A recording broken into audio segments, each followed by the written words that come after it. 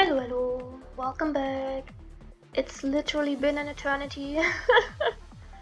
We are still in chapter 14, nothing has changed. Except that literally months passed. And I have come to the sad decision that I can't cover the main story, because I just don't have the time to do so. But we'll definitely continue and complete chapter 14. And after that I'll just do a chapter here and there that I'm really excited about, but not all of them, sadly. But yeah, back into chapter 14. You arrive at the transport craft 20 minutes in advance. In addition to Lucia, who was already waiting, you see Lee and Liv also standing there. Commandant, why are you guys here? Because Lee and I have been worried sick about you. Why about me? I think it's more justified to be worried about Chrome, but you know. Even though we aren't going on the mission together, we at least wanted to see you and make sure you're alright. She looks you over worriedly. You look pale. Commandant. Lee just saying nothing has changed. I'll get some rest after the mission. After talking with everyone for a short time, Chrome arrived with Strikehawk. He gives a simple greeting, then sends the intel he had prepared to your terminal. With regard to the extra mission President Hassan assigned us, I have already prepared the intel and holomap for the 21 target personnel we need to rescue. 21 target personnel? I don't remember anything about that. In order to expedite their return to Babylonia, I've asked the liaison officer to meet with us at a predetermined location and time on the forgotten streets of City 075. My god. If there are no further questions, let's get going. And let's not read that fast. Okay. Hi, Wangxi. What is it? I'm just glad you're okay. Oh. Wangxi remains quiet as he considers their current predicament. Boarding the transport craft, you feel as if you are being monitored. Turning quietly, you see several personnel occasionally looking up from their work in your direction. Chrome turns to look behind you, sensing their watchful eyes. Among the crowd, a man wearing a white lab coat grabs his attention. The man is slouched over like a lonely and weak middle-aged man. What a nice observation. Only those dark golden eyes vaguely remind Chrome of someone he had just met. Mr. Kurono, please hurry up. You are going to be late for the meeting. Kurono? Kugawa Kurono. Does he have something to do with Kurono? I don't know. When I was still a member of Kurono, I accidentally came across his data file.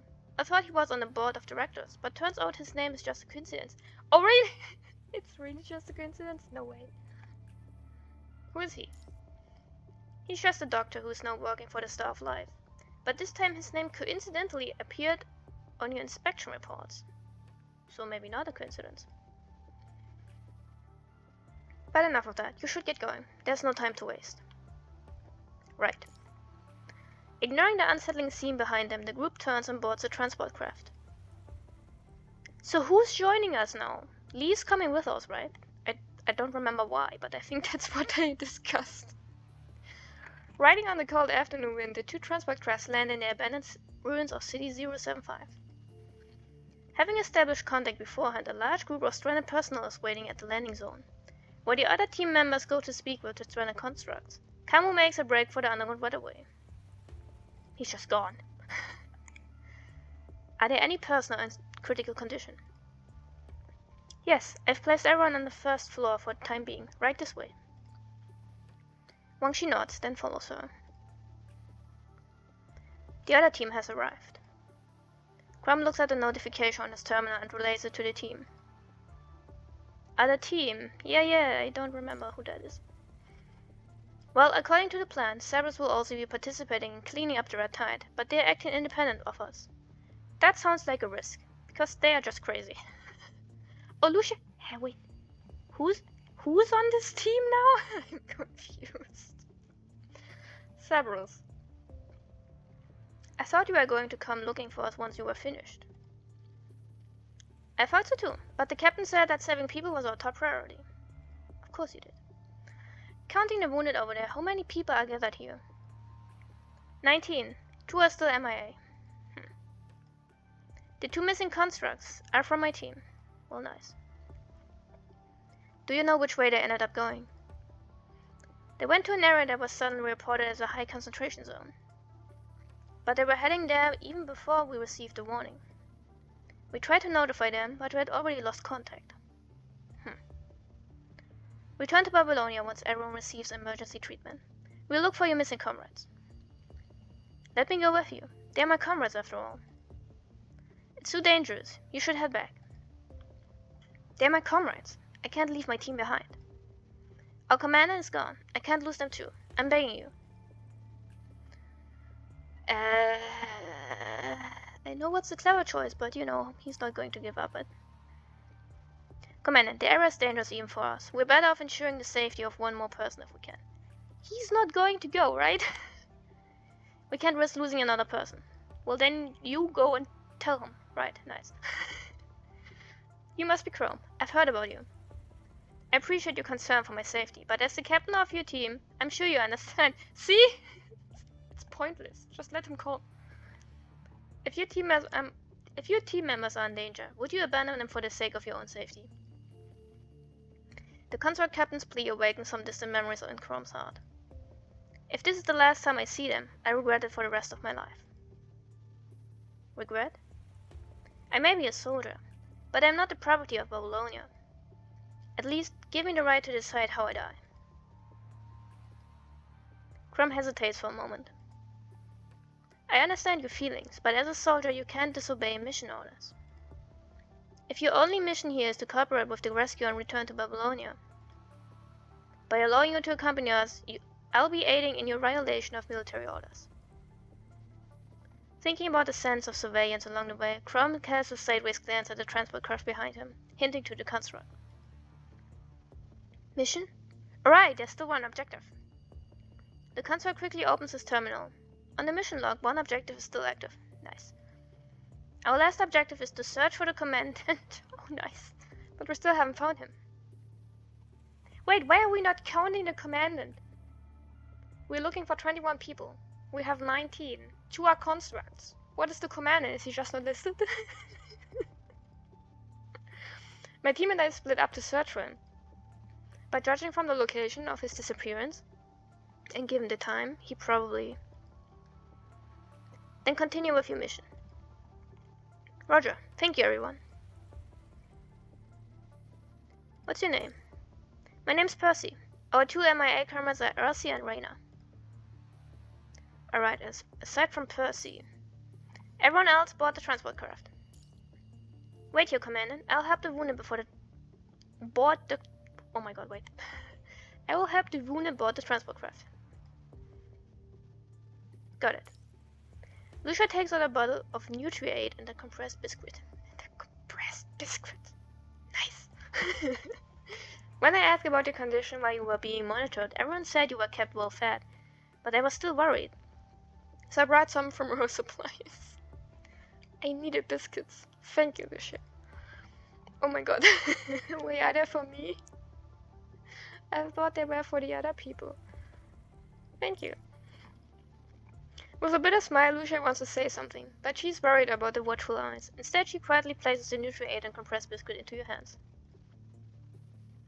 Alright, let's go help. I bet one she's almost done with emergency treatment. Okay, let's go. Where everyone else is busy helping the crowd onto the plane, you have a rest until all 18 consort depart is scheduled. Wait, no, it's... Oh, yeah, true. It's 18, Percy is 19. Okay, yes. Yes, I'm keeping track. Time to go, Commandant. I'm still confused. We brought Lucia with us. But not Liv? What about Lee? I'm still confused what the setup of this team is. Right at that moment, Sabas jumps into the underground waterway through the blast hole. The damn transport plane is crawling with micro recorders. They're like maggots.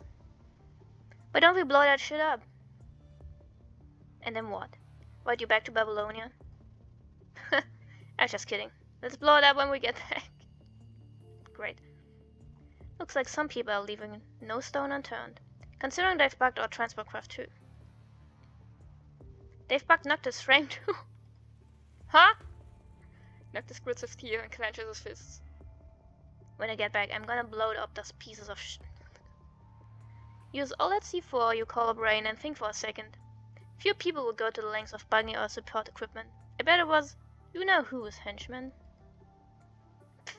So we can't just get rid of them? No need. We're not their target.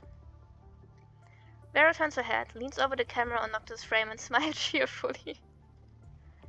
Isn't that right? Then let's get this godforsaken mission over with. We have 3 objectives. First, we need to use these stupid discs to clear the red tide, then locate our target. Let's split up and get this over and done with. But I about our objective to follow the Grey Raven Commandant as much as possible. The keyword is as much as possible. We'll do just that.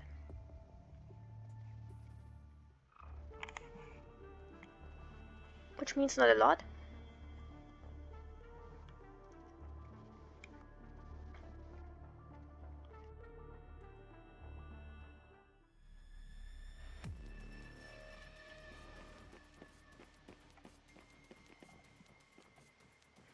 Blocking the red tide while looking for her. That's what we're here to do. Looking for her. Who? It seems you're the closest to the control room. If you want a clue, knock on the old console over there. I think we should deal with the red tide first. But when the valve is blocked, these hero creatures will get mad.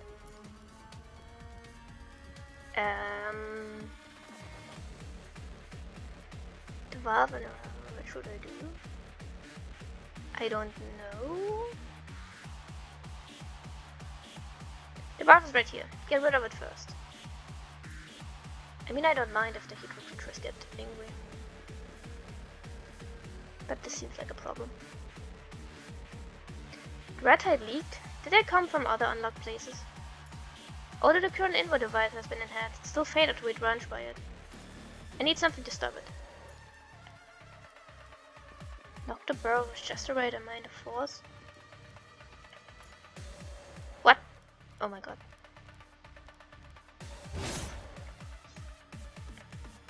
Minigames!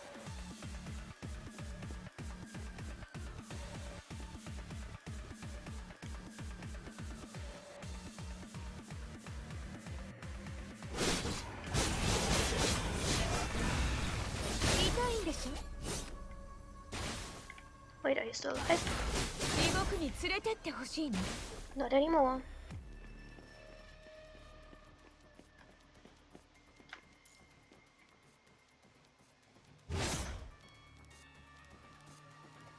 What happens when I miss?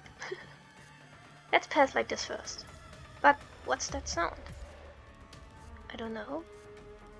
It's nothing new, it's just people dropping.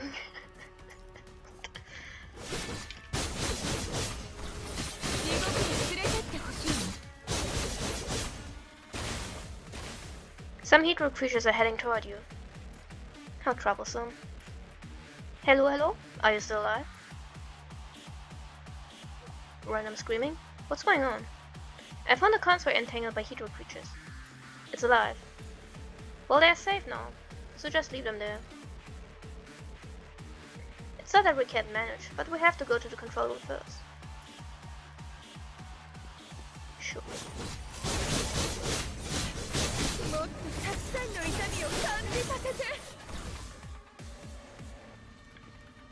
What is that? I don't know.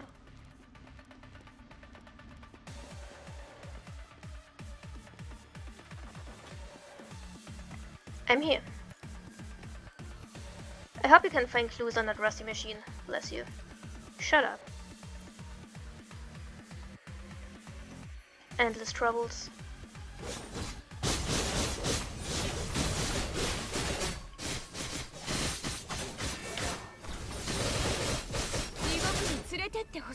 I'm trying to I'm trying to seal off the red tide leak and install the pearly furnace. Okay, I'll go back and screw on those walls. Attack the marked wolf.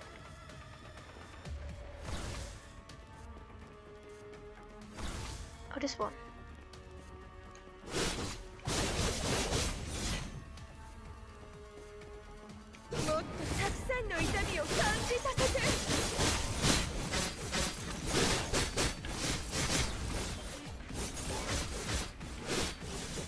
The flow rate is reduced. Captain, go on next wolf. Go on to the next wolf, maybe? Go on next wolf.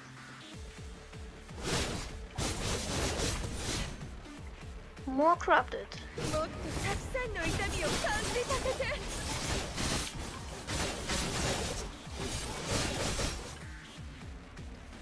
Go on to the next one. Yes, yes.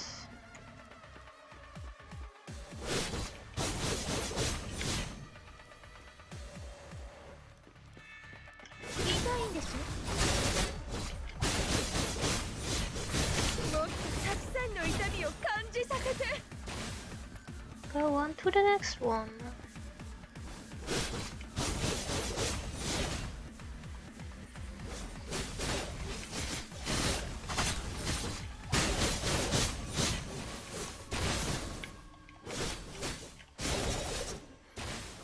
It seems that there's no information here except trouble.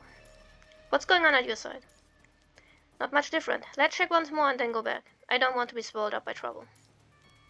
There are more floors here. You can't leave until all of them are carefully checked. Cancelled. Huh? Why? What about number 21? I'm still trying to seal off the red tide leaks and install the polyphonus. Finish our original task and then meet at the exit. Sure.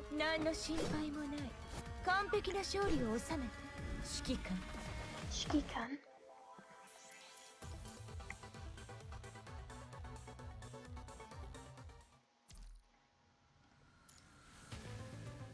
The dim light from the sky nourishes the surrounding red trees, and root-like pipes coil around them, revealing a peaceful but strange atmosphere. Do they now? The team approaches the previously collapsed entrance. However, to their surprise, it remains open as if welcoming everyone. Based on our previous expedition, it's unlikely that Agent Luna is in here. Our top priority should be cleaning up any red tide we come across. As for Vonnegut, we don't have much intel, but according to Gabriel, there's likely another agent nearby. This is a stealth mission. Avoid direct confrontation with them at all costs. That's our safest bet. We also don't know if the figure who jumped in before the smoke cleared is still down there. Who jumped in? Oh my god, I don't remember. Think it was Cinderella or the other agent? No, Vonnegut said there was another intruder. Then who could it have been? When we were looking for the entrance, there was someone following us just out of our line of sight. We couldn't see who it was, but based on their behavior and footsteps having traces of punishing virus, I suspect it was an ascendant. Not to mention they were familiar with the area. When we came in contact with Vonnegut, he said to Gable, "I've enhanced your frame. Don't let her get the best of you like last time." Like last time? We only know of 2 ascendants capable of getting the best of Gabriel. Was it Luna or Arthur?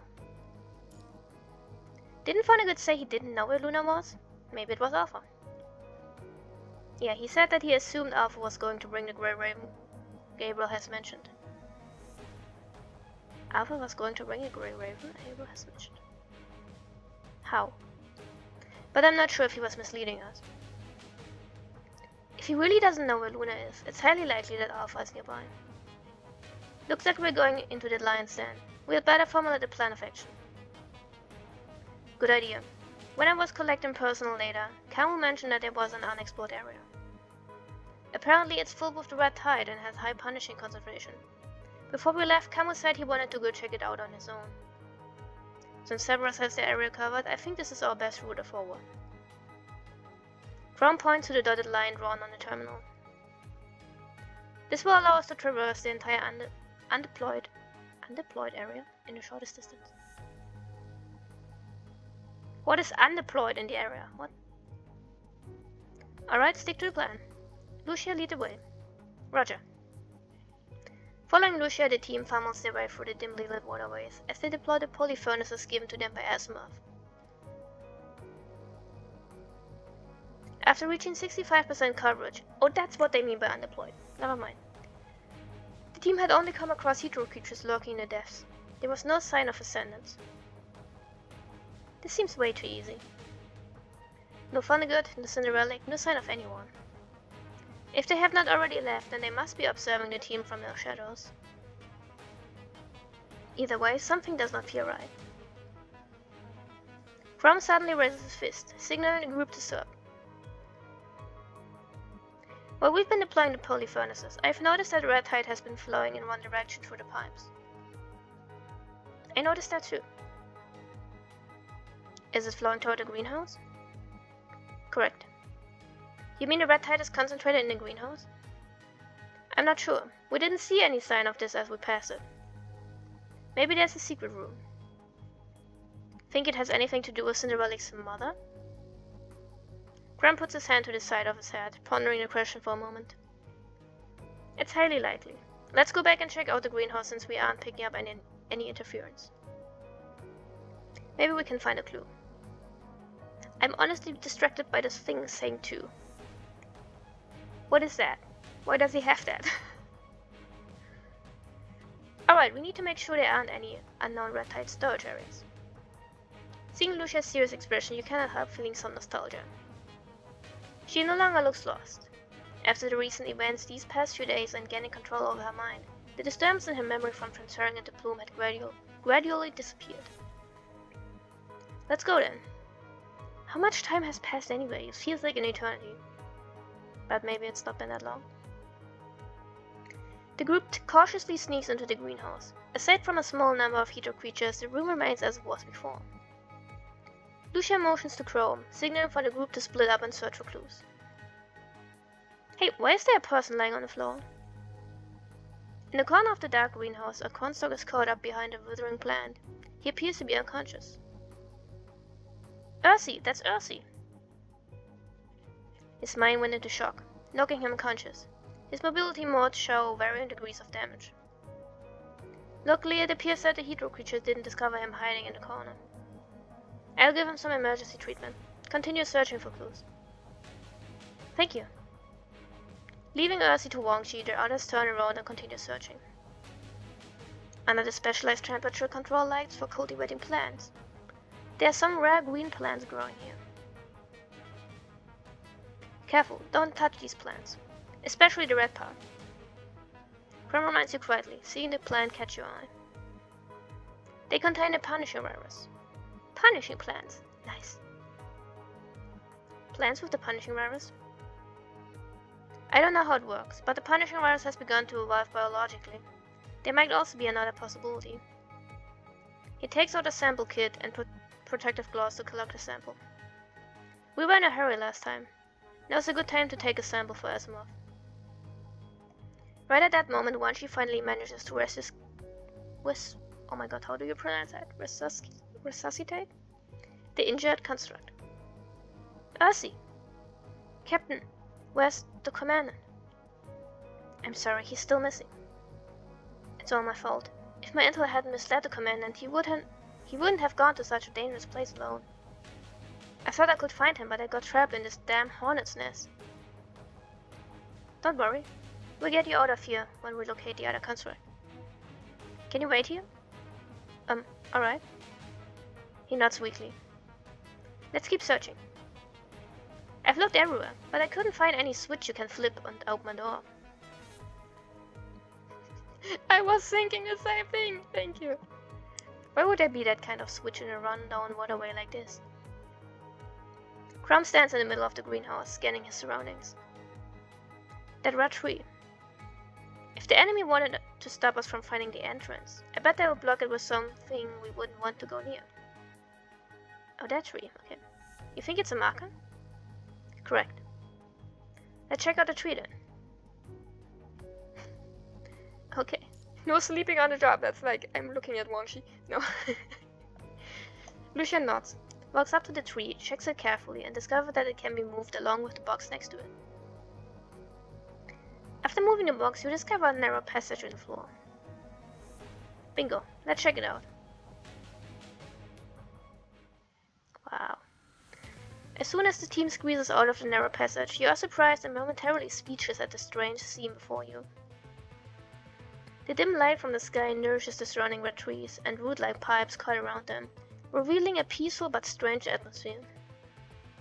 Hey, could it be that Mother Cinderella mentioned? Oh, hi. Aaron looks up to where Kamui is pointing.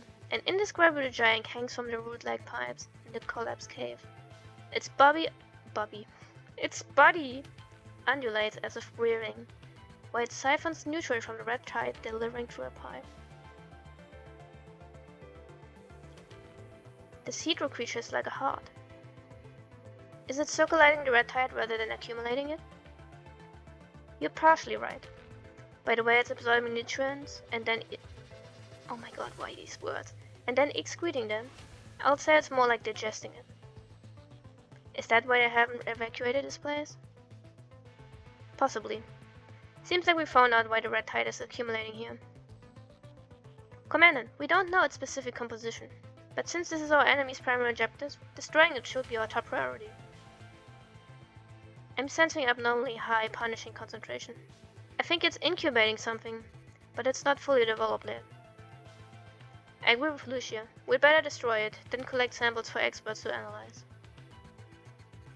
But before we do, we should secure an escape route. Someone should be guarding the door. We don't know who we're up against. If they cut off our escape route, we'll drown in the red tide meant to feed this monstrosity. Isn't that why Asimov gave us those, what are these gizmos called again? The bane of our existence. Polyfurnaces. Alright, can we just show them up there and get the hell out? That way we killed 2 birds in one stone. That should work, but stick them in where? The team looks at the monstrosity hanging in the air. It is suspended in deep stasis, unaware of the intruder standing at the entrance to the cave. Suddenly, a sound comes from behind everyone. Wow, what the hell is that? I think I'm going to puke. Everyone turns to see a console enter from behind. Wayna, what are you doing here? I was almost just killed by Hydra creature. That is, until a consort saved me out of nowhere. But she left right after she saved me. I was looking for a way out when I ran into Ursi up there. Now that the 3 of you are here, hurry up and get Ursi out of here. We haven't finished deploying the polyfurnaces. Let me finish helping you. What's that? You on a mission? Reyna, escort Ursi back to safety. Huh? I never come along for the ride. Did you run into any other enemies aside from Hydra creatures? I ran into an assassin with white hair, but she didn't seem interested in me. She ran off somewhere in a hurry. Oh yeah, Ursi said he ran into a girl with with half a wing. But she left after knocking him unconscious. Was that just dumb luck? Or has the agent that Crow mentioned already left? Anyways, let me do my part. In that case, guard the entrance with Wanshi. Let us know if there's any danger as soon as possible. Lucia and I will try to destroy the Hydra creature in the middle. Reyna, do as your captain orders. Take Ursi out of here. But I'll get lost. Oh great. Then stand guard at the entrance with us. We'll evacuate once the mission is over. Yes, Captain.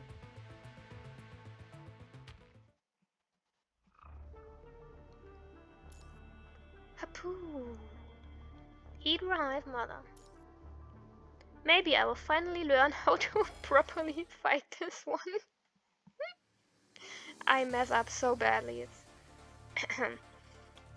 Just as they are about to leave, a voice suddenly comes from the darkness of the exit. What are you going to do to Mother? A girl with a broken wing descends the staircase. In one hand she holds the mysterious remains of something, and in the other hand she holds a slender crystal pyramid, graving her small delicate figure.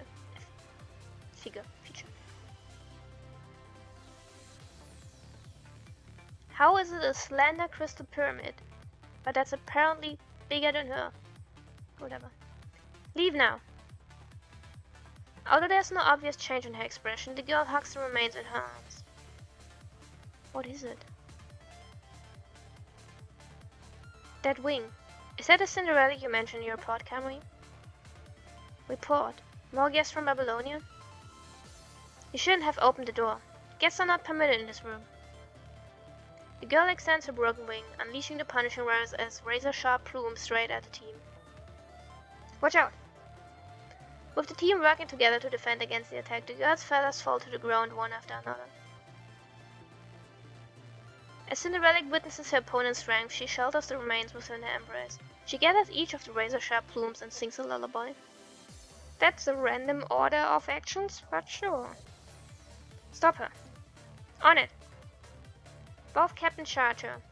Chrome's cryo bullets freeze the incoming plumes in a wall of ice, giving Lucia a springboard to leap into the air.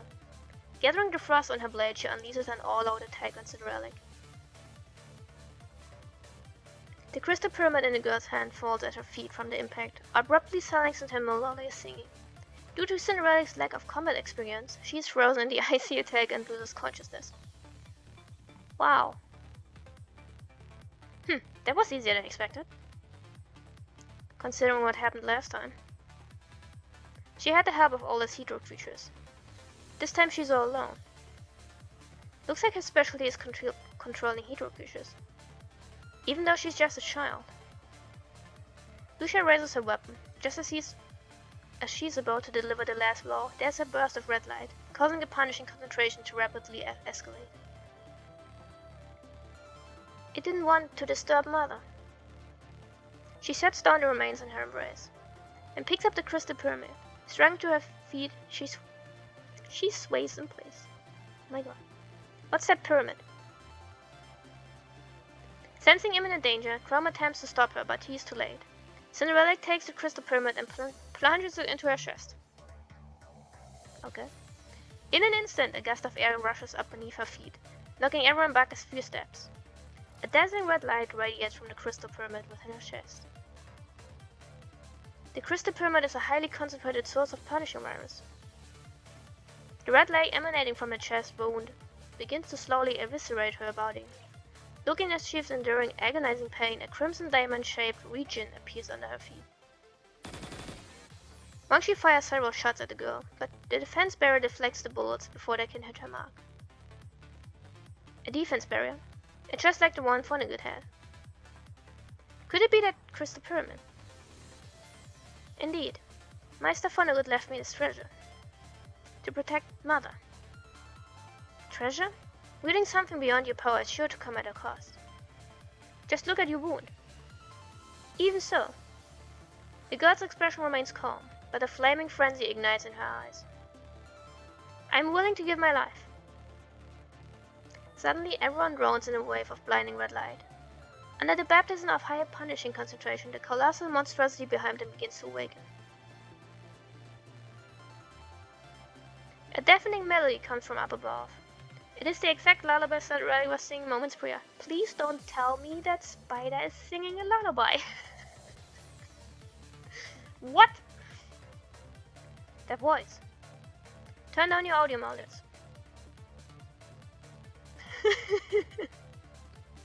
Being human doesn't come with all its conveniences. Commandant, Lucia hands you 2 packs of wound gel, and you quickly stuff them into your ears. What size are these gels? What? Why do you have this? But right as the team mitigates the issue with the noise, countless hydro creatures seem to pour in from the exit. The entire room begins to shake under the unprecedented force, causing the passageway to start caving in. Whoop. We gotta take these guys out. This place is going to collapse. Easier said than done. We need to shut her up before we can stop them. While the team tries their best to stop the frenzy of the hydro creatures, they discuss their next step.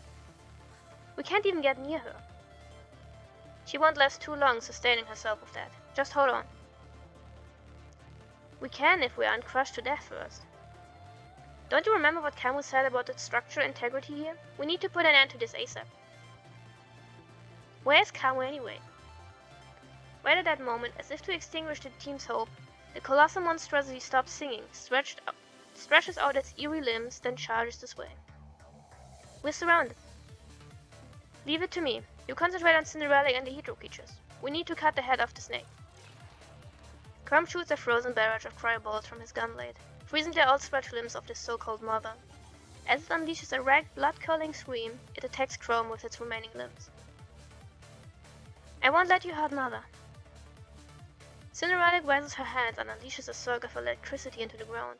Countless threads of light stitch the remains of the fallen Hydro creatures back together, returning them to their original form. Kill them.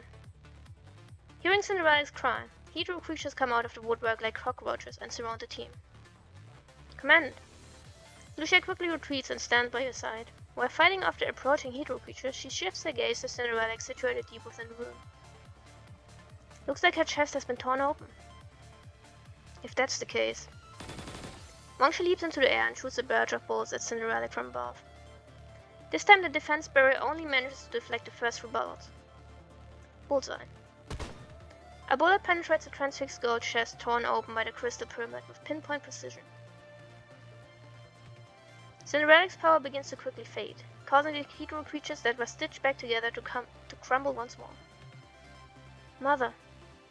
She struggles to reach out to stop Chrome from attacking her, but even moving forward proves too arduous. Now!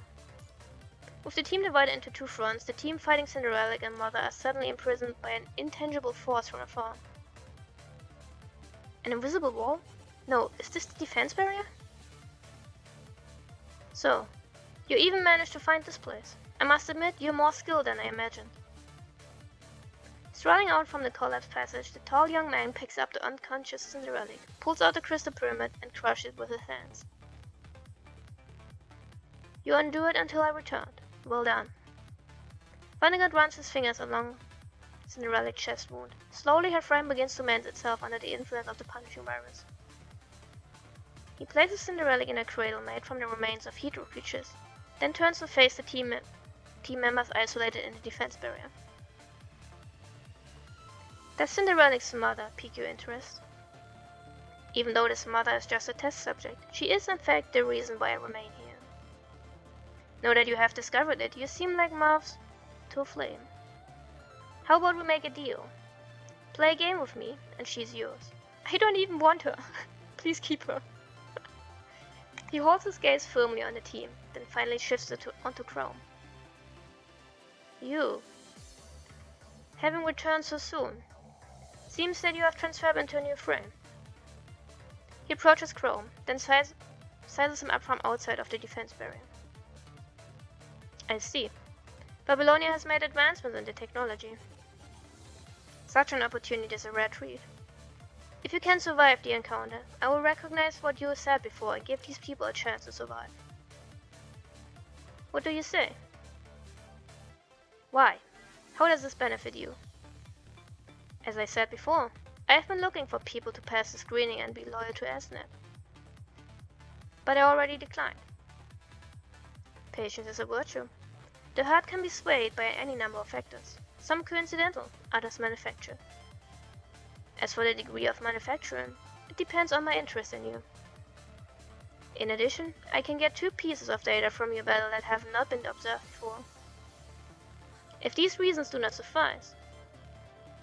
Vonnegut sneers, then raises his hands and snaps. A weak cry of agony can be heard in the distance. Ursi! What are you doing to him? Apathetic to his woes, Vonnegut opens his arms as if to welcome everyone. No need to get angry. He was already being attacked by the wave of Hydro creatures. I just merely freed him from the corruption. What? But the next one gets my full attention. So, what is your decision? I accept your proposal. Captain! Wunderbar. Everyone else, right this way. He turns around, wraps Cinderella in the cradle with a protective curtain of light, then saunters away. Chrome. Hearing this, Chrome approaches you. Think you can handle yourself? If Chrome had shown any sign of hesitation, you were prepared to think of an alternative. Alternative, I got. But his conviction remains unyielding as he tightens his grip on his weapon. Don't worry about me. He could have killed anyone with a wave of his hand while we were trapped just now. This is our best option. I'll make it back in one piece. Trust me. Good luck. Let's get going, Commandant. Hold on. Percy. Yes? We'll handle the agent. Take care of the red tide for us. Roger, leave it to us. Alright, this is for you. What's this? It's a locator. Our commander left it for us. He used to use it to make assembling the team more convenient. How? Take it. That way I can find you. Understood. We'll make it back alive. Stay safe. He squeezes through the tunnel and returns to the greenhouse. There he approaches Ursi's frame and retrieves his name tag. Ursi, we'll get you on home. With the name tag in hand, he stands up and quickly leaves the room with his teammate. Wait, did you take him with you or did you leave him, I mean? Let's go. The safety of our team is our top priority. Roger. Following in the footsteps of Vonnegut, the team arrives at a somewhat spacious platform. Welcome. Everyone is probably worried about what my next step will be, right? To be honest, my purpose has been clear all along, and that's to advance the filtering. As such, I always welcome new blood. But even if I issue you an invitation now, there will only be one answer. I'd love to tell you all about our aspirations and ideals, so that you can understand the importance of SNet and the filtering. But when you are in a group, it's easy to buy into the illusion that you have a fighting chance. No matter what I say at this moment, you won't listen, so... Vonnegut raises his index finger and thumb like a gun, and takes aim at the group. Bang! As he makes that sound, rays of light almost invisible to the naked eye fire from behind the group.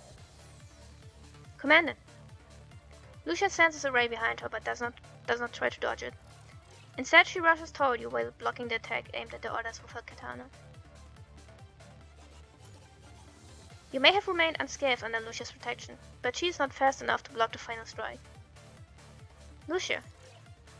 She staggers back, clutching her wound. Red vital fluid leaks from her right shoulder. The wound is deep, although the internal structure is undamaged. She raises her head and looks around. Besides herself, everyone else has more or less taken some damage from this unexpected attack. Mangshi, I'll leave it to you. It's okay, I can still fight. Mangshi runs over to Lucia and begins tending to her wounds. Do you want to turn off the pain module? There's no need to risk mind deviation with only this level of pain. You can try all you want, but I still have lots of tricks up my sleeve. I can keep this up until you decide to obey me. Are you going back on your agreement with Chrome? No, but I only agreed not to kill you. I didn't promise anything else. Didn't the commandant over there let two flies go as well? You mean Reyna and Percy? Vonnegut looks at you in silence, non-committally. It doesn't matter. I have no use for the weak. I won't even waste my time on them. But as for you... Lucia turns back to look at you as if asking for your orders. However, facing this unknown threat, any hasty attempts to attack or retreat could spell danger. The agent before you obviously is no stranger to battle. Based on Kami and Wangshi's description as well as the previous attack, they are powerless in defeating him for the time being. Suddenly the sound of approaching footsteps comes from a shadowy corner. An unexpected figure appears in front of the team. Good. I don't have to waste my energy searching for you. Why are you here? The other party refrains on answering. Instead they sheath their blade and walk up to Vonnegut. Oh, you want to protect them? He looks at the other party in front of him and smiles sardonically. Gabriel said you betrayed Esnet, but in my opinion your intentions weren't in his best interest from the beginning. I won't ask you why you want to help this group of people you hate. I'm sure the answer is tedious, and you won't enlighten me anyway. Seeing as you are here, you can fall with them.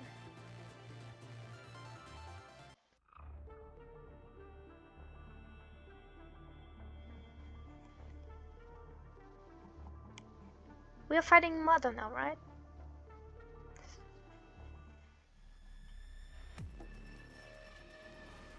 The risk of memory contamination is high. I must ensure the safety of Kami and Wang Shi. Sure. All communication to Kami and Wang Shi of Strikecock have been disconnected. Commander, I need your full support against the agents. All connections to the Grey Raven Commandant have been disconnected.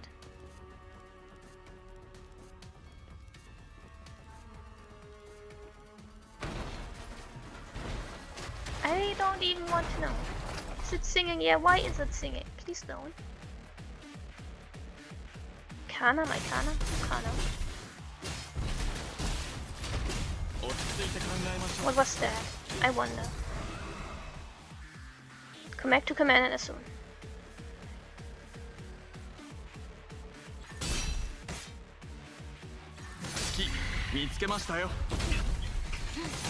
Whoops, I didn't mean to do that.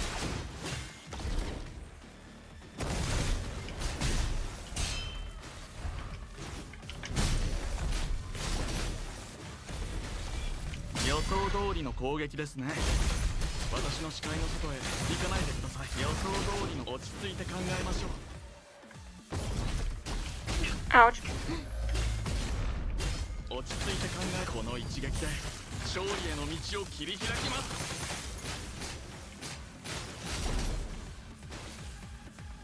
Don't hurt my mom. Oh, not you again.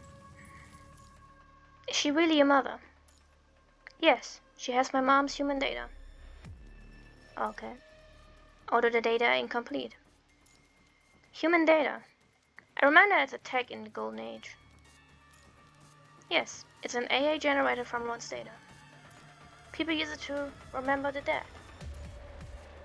What's your purpose? Do you believe this will bring her back to life? Even if you made it, it's not your original mother. But that's enough. I have been looking for her.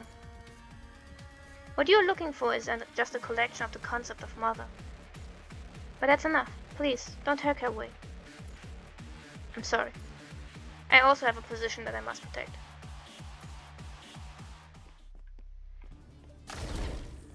Hello, mother. Ouch. Of course I mess up. I don't like this.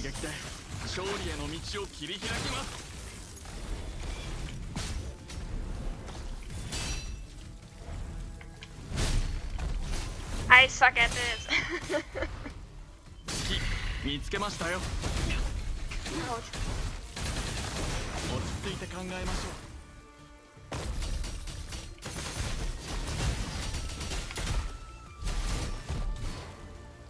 What are you doing?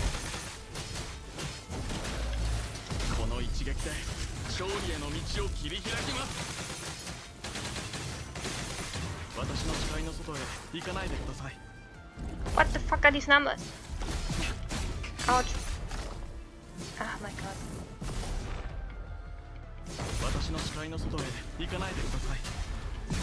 Why am I so bad at this? How? Okay, I'm definitely too slow. Whoops, alright.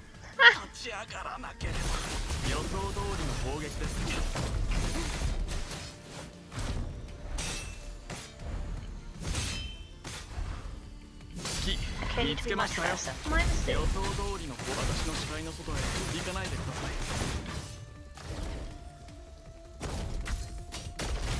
And I hate when you do that.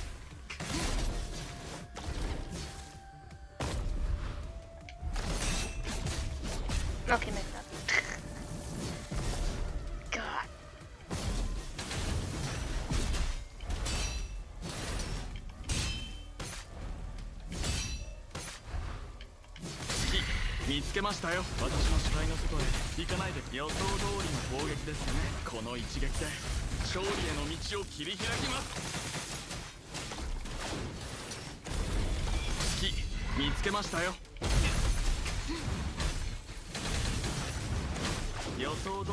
You're getting used to this ramp. Nice.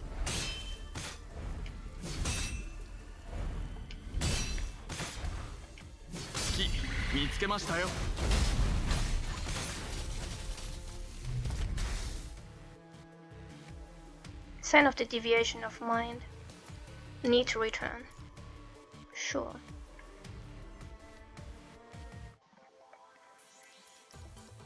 One day I will actually be good at this fight. Even if the signal is broken, and even if hope is scarce, I will run to you no matter what. That's salvation, as well as saving myself. That's salvation as well as saving myself. I feel like that is somehow redundant, but maybe I'm not understanding the meaning. The intended meaning. An instructor once asked in class, what is the most dangerous enemy? Overwhelming power? Shrewd tactics? No, the answer is more simple. The most dangerous enemy is the unknown. When you don't know your enemy, regardless of how weak they may be, they can prove fatal to the entire team. Only when you know yourself and the enemy can you win every battle. If you want to evaluate the enemy's strength in combat, combat itself is not the only factor. First, you must consider the environment. If the enemy is familiar with their surroundings, they will have the upper hand. Second, how well does the enemy know you?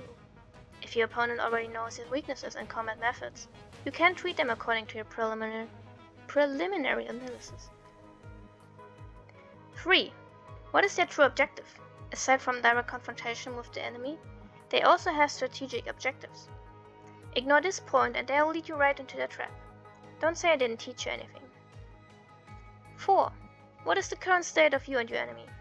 Aside from injuries and weaponry, what are their strengths and weaknesses? Can you use these to your advantage? All of these factors must be taken into account. There are still many other factors that influence your judgment. For example, as we all know, if you don't factor in the ballistic calculator,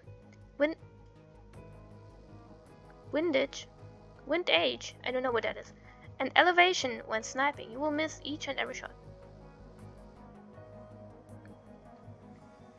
Exceptional and wise commandants have this intuition, allowing them to accurately assess the current state of the enemy. Prior to the Ascendants making their presence known to the public, many people thought that such measures would not need to be taken into consideration while facing the mindless corrupted. Makes sense? But after graduation, the more you participate in combat, the more you understand the instructor's teaching. Especially against this unknown enemy. The battle, which is forced to take place, lasts 3 minutes. During this time, Vonnegut unleashes a never-ending barrage of unexpected attacks. Practically everyone has sustained injuries except her, who's familiar with Vonnegut. For some reason or another, the agent seems to have avoided fatally injuring the team. Like a cat toying with its prey, he takes joy in relentlessly striking them.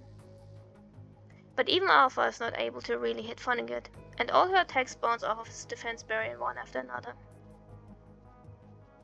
His defense is such a pain. Be a man and stop turtling, says the counter-type. Combat involves defense as well. What right do you have to taunt me if you aren't even skilled enough to get close? And why are you always protecting the commander in the middle? He takes leisurely steps in that direction. So that's it. You're like a crystal pyramid. You unleash their strength, causing them to quickly fade. That's not what the commandant does. Say what you like. I'm growing bored of this. He puts his hand behind his back, and a sardonic smile appears on his lips. The captain who changed his frame hasn't returned yet. Could he have been eaten by the Hydra hive mother? I believe in him. Oh? Vonnegut raises his hand, condensing the punishing rice into a handful of fine photo sand. But just as he's about to clench his fist, an earthquake-like roar can be heard in the distance. I assume that's Mother. A ragged cry comes from the other side of the wall. Congrats. Looks like you put your faith in the right person after all. He slowly applauds them. I'll hold up my end of the bargain. You are free to leave. But there's something I have to do to erase any traces of vital information. The light in his clenched fist turns into grains of sand that slip through his fingers. When it falls onto the ground, the area's punishing virus concentration rises quickly, along with the earthquake. This place is about to collapse. Retreat! The team covers each other when making for the exit. Get commanded out of here. Run to the exit. A bonder can be a troublesome thing sometimes, can it not? It seems that Vonnegut has already taken their various evacuation routes into consideration. He ensnares Lucia and others who try to protect you in a surge of punishing current, right as the team is unable to continue onward. The ceiling begins to collapse. Even though you manage to avoid the first few fallen fragments, the successful collapses prove too much. A massive stone slab falls on your fragile human body. Even though vital parts like your neck are protected, you still hear a faint crack among your ribs. Ouch. Commandant! Her right cry is almost drowned out by the collapsing rubble and screams from her companions. The demolition here has not been completed. He keeps his promise and only unleashes the red current in his hand along the wall and ground. However, you struggle under the rubble like prey caught in a bear trap. His attacks are concentrating on the area around us. We can't go over, or they will hit the commandant. Divert the attacks. Good observation skills. But would that do you any good? You hear a deafening crackling from an explosion by your ears. A wall collapses onto you, causing your chest to crunch again from the impact. Commandant! The almost hoarse cry and the severe pain in your chest penetrates into your nerves. Your broken rib stabs your lungs. Whoop. Cough. Over here. The light from her and Lucia's blade hit the defense barrier. The thunderous rumble coursing through the wall shifts towards them. Interesting. How interesting it is to see your struggle. If you want to save that commandant, come at me, all of you. You just want us to stay and continue fighting. If you're worried about the collapsing arena, I don't mind you moving our battle somewhere safe. Then let's go. In the angry words of Kami, their footsteps and the harsh sound of electricity fade into the distance. As the room gradually falls silent, you are left here alone. Blood pours into your trachea, choking you. Your brain fills with the fear of suffocating and drowning.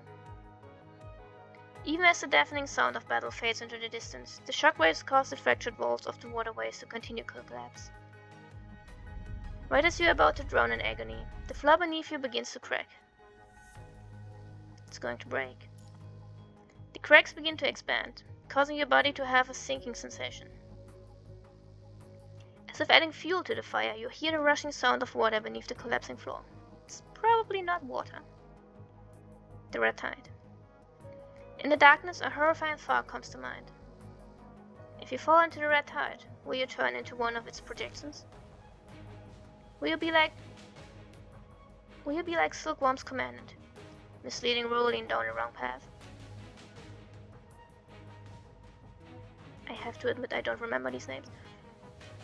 If Asimov was here, would he classify these thoughts as the reason for your mind-weakness corruption? No, now's not the time to think about this. However, no matter how hard you struggle, you cannot free yourself from the wreckage. Struggling will only cause you to suffer and suffocate in even more intense agony. Using your last ounce of strength, you free your hand grasping the locator. Percy. Whether it's from the damage sustained from the wreckage or the existence of the signal jammer. Percy's beacon on the locator stops nearby, accompanied by a loading prompt. So that's how it is. What's what? You use your only free hand to refresh the locator.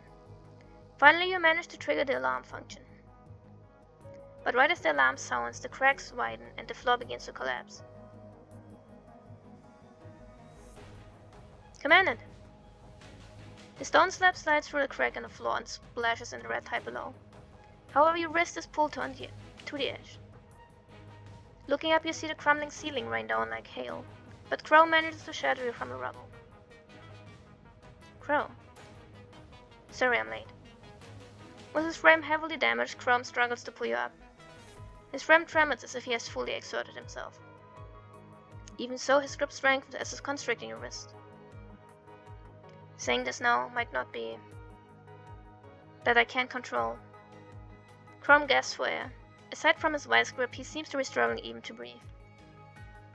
Like a rookie out of his depth, all he can do is try his best to control his syntax module and send out a call for help. But you do not need any further explanations to understand that Chrome's mind is beginning to deviate. Establish a memory link with me. Got it. Firmly holding Chrome's hand, you establish a memory link like when he was on the maintenance desk. Realizing that his mind is stable, he quickly hoists you up, and you fall into his embrace.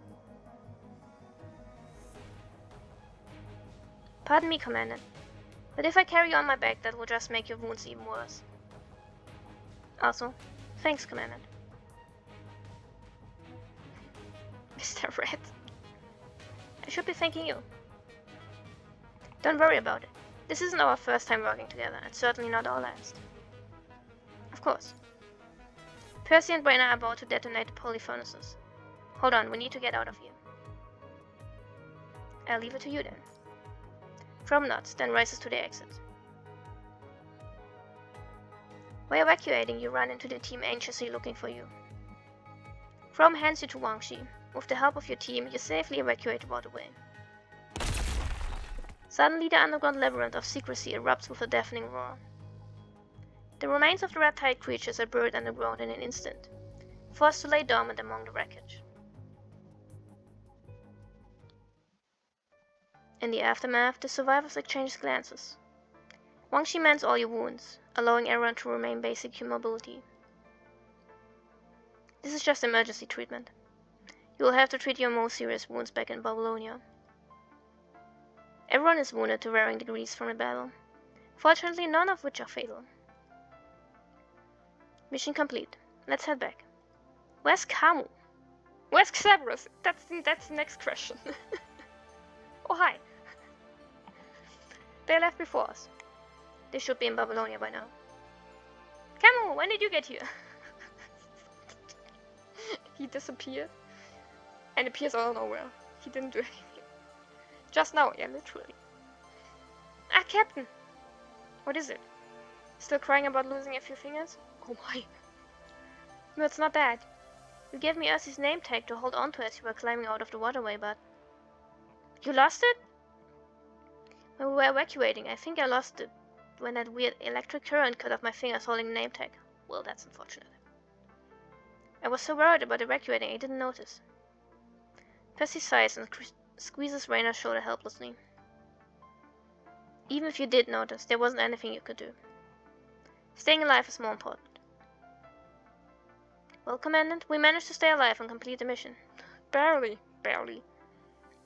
But I'm really sorry that I didn't go back for you as soon as I could. You made the right call. It's dangerous to stay here any longer.